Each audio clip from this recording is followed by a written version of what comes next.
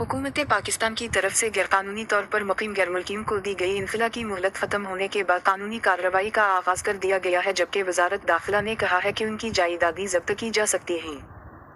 रज़ाकाराना वतन वापसी के लिए अक्टूबर 31 तक दी गई मोहलत ख़त्म होने के बाद मुख्तलिफ सूबों में गैरकानूनी तौर पर मुकीम अफगान शहरियों को डिपोर्ट करने का मरहला शुरू हो गया है, जबकि गिरफ्तार करके होल्डिंग पॉइंट्स में ठहराया जा रहा है।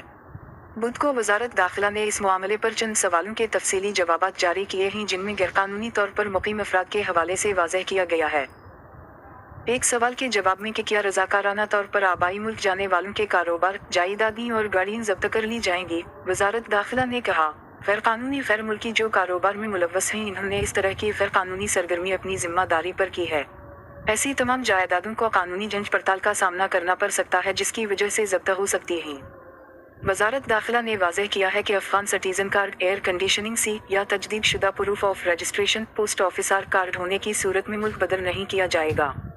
Registered post officer card holders के गैर रजिस्टर्ड कुंबा के अरकान, जिनके पास फैमिली रजिस्ट्रेशन सर्टिफिकेट FRC हैं, को मुल्क बदल नहीं किया जाएगा।